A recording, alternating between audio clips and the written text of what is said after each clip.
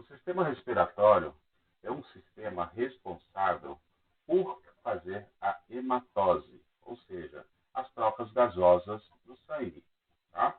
Isso vai ser realizado por meio dos pulmões. Então, é nos pulmões que vai ocorrer esse processo de hematose. Só que para que esse ar chegue até os pulmões, ele deve antes passar por estruturas que também pertencem ao sistema respiratório. Ou seja, nós vamos ter aqui estruturas que conduzem esse ar, que conduzem o ar até os pulmões, para que assim seja realizado esse processo de hematose. Como podemos ver aqui, num resumo desse sistema respiratório, nós vamos ver o seguinte, que os pulmões, eles são compostos por pequenos sacos aéreos. Estes sacos aéreos são chamados de alvéolos. Tá? São chamados de alvéolos. Eles ficam todos cheios de ar. Esse ar que inspiramos, eles vão em direção aos alvéolos. E esses alvéolos, eles têm próximos a ele, passando próximos a eles, capilares sanguíneos. Capilares sanguíneos que passam conectados a esses alvéolos. E aí, quando a gente inspira, por exemplo, a gente inspira esse ar que está agora carregado de oxigênio, chega até os alvéolos. E, como temos os capilares passando em contato, estando em contato com esses alvéolos, vai ocorrer assim as trocas gasosas. O oxigênio que está no ar, está presente no ar, ele sai aqui, está nos alvéolos, ele passa para os capilares sanguíneos. E o gás carbônico que está nos capilares sanguíneos, deixam esses capilares e vão para os alvéolos. E aí, no momento da expiração, nós retiramos esse gás carbônico. Então, esse gás carbônico agora deixa o sistema respiratório. Então, esse é o processo. Nós inspiramos, por exemplo, o oxigênio. Esse oxigênio chega até os alvéolos. Dos alvéolos passa para os capilares sanguíneos. E o gás carbônico deixa os capilares sanguíneos, chega até os alvéolos, faz o caminho contrário, e no momento da expiração, esse gás carbônico deixa, portanto, o nosso organismo. Tá? Bom, e nós vamos ver o seguinte, que o sistema respiratório, portanto, ele vai ser composto pelo nariz, nós temos o nariz, temos posteriormente ao nariz a cavidade nasal. Depois segue numa outra estrutura chamada de faringe, laringe, traqueia, depois brônquios, bronquíolos, até que chega nos alvéolos. Certo? Então, dessa forma, nós teremos, então, esse processo de hematose. É um processo chamado de difusão. Quais são os componentes? Quais são as partes, então? Vendo um pouquinho mais detalhado, quais são as partes do sistema respiratório? Bom, primeiramente nós temos o nariz.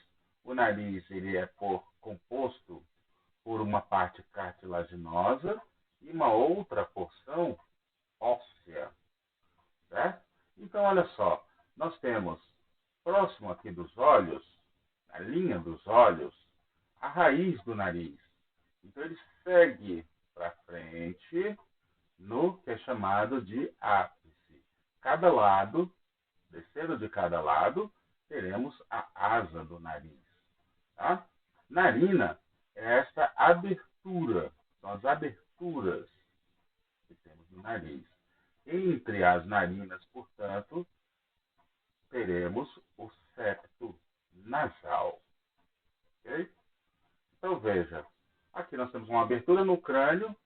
Essa abertura, então, eu estou só passando essas informações de uma maneira mais geral, né, sem entrar em muitos detalhes, porque o que vai nos interessar são outras estruturas, para quando eu falar sobre a necrópsia, né? Então a gente vai ter aqui, ó, isso aqui é chamado de abertura piriforme, que é a abertura óssea da cavidade nasal, certo? Portanto, a cavidade nasal, o que a gente vai encontrar nessa cavidade? Ela tem uma abertura anterior, chamada de vestíbulo, uma abertura posterior, chamada de coana. As coanas é a abertura posterior da cavidade nasal. E essa cavidade nasal, ela possui uma separação entre a cavidade direita e a cavidade esquerda, que é o chamado septo nasal, certo? Septo nasal. Esse septo nasal separa, portanto, as duas cavidades nasais. Agora, se a gente observar nas paredes laterais de cada cavidade, nós vamos ver o seguinte: essas paredes laterais são compostas por elevações chamadas de conchas nasais. As conchas nasais, concha nasal superior, concha nasal média e concha nasal inferior. Então, o ar, quando respiramos, passa por essas conchas. Desta forma, ele vai se aquecendo, certo? Então, só mesmo assim, um relance para a gente ver. E, posteriormente, essa cavidade nasal, por meio das coanas, vai se abrir aonde? Se abre no que é chamado de faringe, certo? A faringe. A faringe, portanto, é uma abertura que fica localizada posteriormente à cavidade nasal, à cavidade oral e também à cavidade da laringe, certo? Então ele se abre posteriormente aqui, ó. Essa é a faringe. A faringe, ela tem início lá nas coanas e termina posteriormente à laringe, vai ser continuada como o quê? Como esôfago. O esôfago é esta pequena abertura que passa aqui, ó, descendo posteriormente a quem? A traqueia. E aqui nós vamos ver a abertura, a abertura dessa faringe. Então veja, temos a cavidade nasal, onde podemos observar as conchas nasais, tá? São essas conchas nasais, no meio tem o septo nasal. Logo abaixo tem a abertura da cavidade oral e um pouquinho mais abaixo a abertura da cavidade laríngica, que a gente vai observar a epiglote. A epiglote é uma estrutura que serve para o fechamento da cavidade da laringe quando engolimos alguma coisa. É para que evite que algum alimento, por exemplo, cair na cavidade da laringe. Cavidade da laringe, lembrando que só passa ar, certo? Se cair alguma coisa nessa, alguma estrutura, algum corpo estranho na cavidade da laringe, vai então, nós teremos o que é chamado de engasgo. Portanto, nós temos a laringe. A laringe é uma estrutura até relativamente pequena, é composta por cartilagens.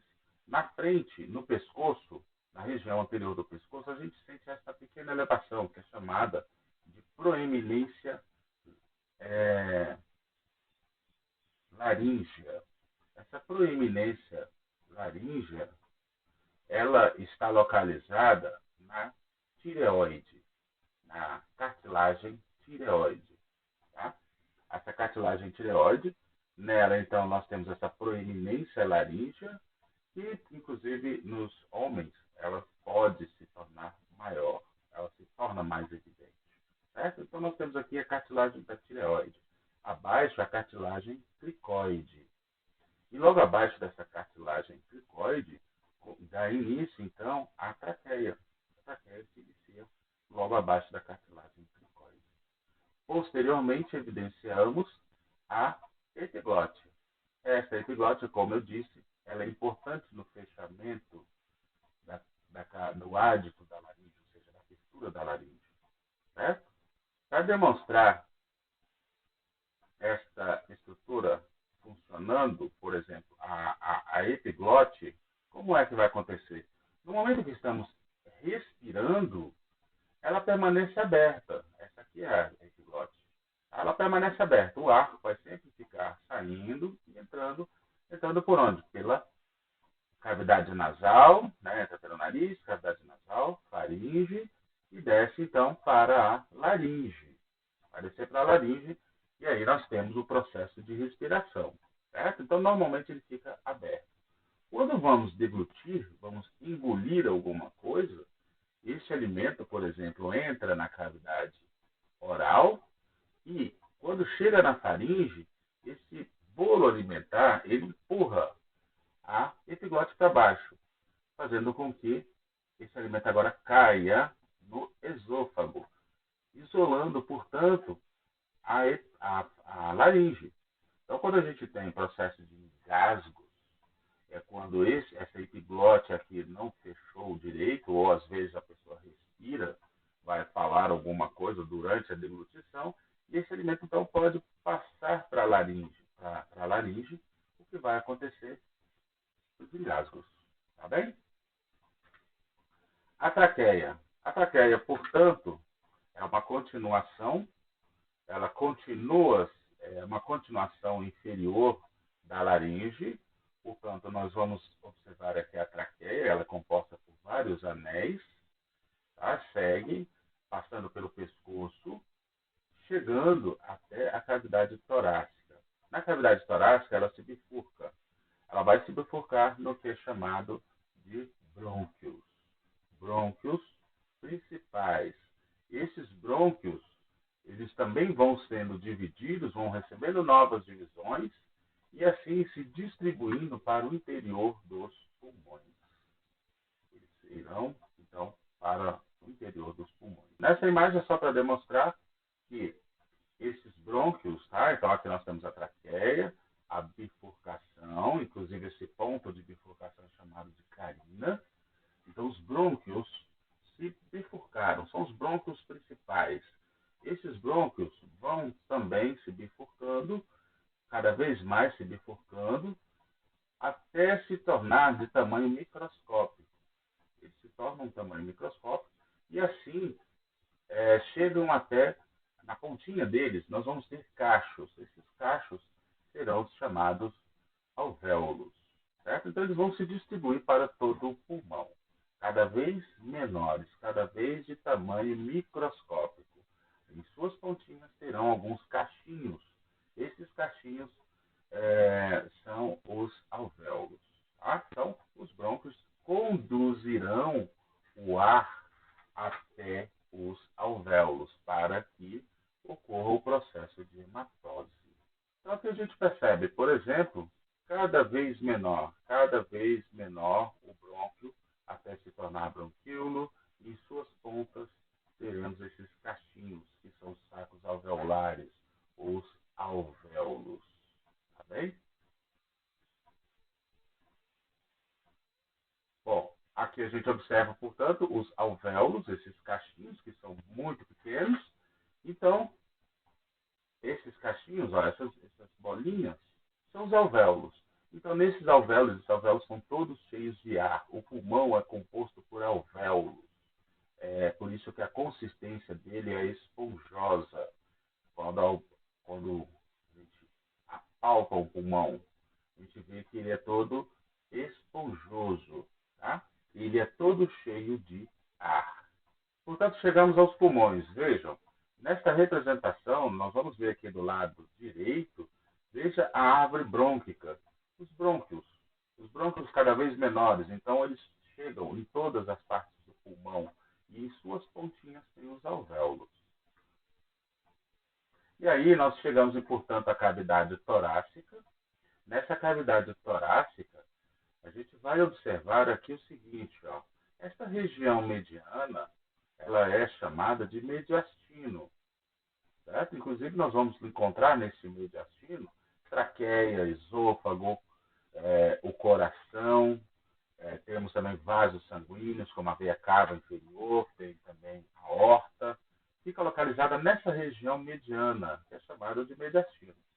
E aí nós vamos ver que as paredes laterais dessa cavidade torácica formada por quem? Pelas costelas, por costelas e por músculos. Inferiormente, a cavidade torácica, ela é delimitada pelo diafragma, certo? Um diafragma, que é um importante músculo da respiração. A parte superior da cavidade torácica, ela é delimitada pela primeira costela. Aqui a gente consegue visualizar a primeira costela. É o que delimita a, a cavidade torácica superiormente. Portanto, por causa do mediastino, essa cavidade torácica ela possui dois compartimentos, um compartimento direito e outro compartimento esquerdo. Esses compartimentos, portanto, são revestidos por uma membrana. Essa membrana é chamada de pleura. A pleura reveste as paredes da cavidade torácica e reveste também os pulmões. Certo? Então, tanto de um lado quanto do outro, nós vamos observar que esses pulmões eles estão envoltos por essa pleura. Por isso que dá um aspecto bastante liso. Tá? Ele tem assim, a superfície dos pulmões, inclusive na parte interna da cavidade torácica, ela é bem lisa, tá? Por causa dessa pleura, dessa membrana que assim o envolve. Certo? Portanto, a gente percebe, olha só, que os pulmões eles estão ocupando a cavidade torácica, certo? Ocupa a cavidade torácica, mas ele tem, como ele infla, ele vai inflar no momento da inspiração, então existe ainda um pequeno espaço, para que ele possa ocupar esse espaço, certo? Então ele vai inflar e vai desinflar na cavidade torácica. Então veja, o que eu falei aqui é que na linha, no meio, teremos essa estrutura que aqui está representada em amarelo. Então esta é uma vista assim como a outra imagem, né? Uma vista anterior, uma imagem de ressonância, uma tomografia, aliás. Aí a gente vai ver também aqui por corte, por um corte, certo? Então nós veja, esse em amarelo é o que representa o mediastino. Aqui nós vamos ter estruturas como o coração, olha só, esse é o coração, aqui é a artéria aorta, temos também esôfago, assim, e veia cava, tudo fica aqui, a traqueia vai ficar nesse mediastino. O que está em escuro são os pulmões, tá? São os pulmões aqui, tanto o direito quanto o esquerdo. São as cavidades torácicas onde fica localizado os pulmões. Bom, aqui a gente observa a pleura, tá? Que é um revestimento, a pleura é um revestimento que reveste tanto a cavidade torácica, as paredes da cavidade torácica, quanto os pulmões. Os pulmões também serão revestidos por essa pleura. Esta é a imagem de um pulmão. É um pulmão, é uma imagem real de um pulmão, onde podemos observar o coração e os pulmões. Esses pulmões têm uma forma piramidal, tanto direito quanto esquerdo, tem uma forma piramidal. Mas nós observamos, inclusive, que o coração ele está na linha mediana, mas voltado para o lado esquerdo. Então, parte dele está no lado esquerdo. E isto vai influenciar no formato do pulmão. Tá? O pulmão direito ele é diferente do pulmão esquerdo. É como podemos ver aqui nessa imagem. Olha só, este é o pulmão esquerdo. O pulmão esquerdo ele é dividido em 3 lobos. São 3 porções. Tá? São 3 lobos. Lobo superior, lobo médio e o lobo inferior. E o lado esquerdo? O lado esquerdo ele tem apenas o lobo superior e o lobo inferior. Ele tem essa forma diferente justamente por causa da posição do coração. Parte dele está para o lado esquerdo, certo? Então ele ocuparia o lugar, uma parte do pulmão. Ele estaria ocupando esse lugar. Por isso que o pulmão tem essa diferença. O lado direito, portanto, tem 3 lobos, o lado esquerdo tem apenas 2 lobos. Aqui, por exemplo, observamos, ó, só para poder observar os lobos. Pulmão direito, lobo superior, lobo médio e o lobo inferior. E o lobo esquerdo, apenas lobo superior e o lobo inferior. Na face medial de cada pulmão, a gente tem algumas impressões nesses pulmões, né? Nessa face medial. Inclusive, vemos aqui ó, o local de entrada, ou seja, o local de passagem desses vasos sanguíneos, passagem também dos brônquios. Tá? Então, nós temos aqui ó, artérias e veias pulmonares e também brônquios. Artérias e veias pulmonares e brônquios. Essa região é chamada de hilo pulmonar. Mas no lobo esquerdo, vamos observar esta impressão. Esta impressão ela é deixada pelo coração, tá?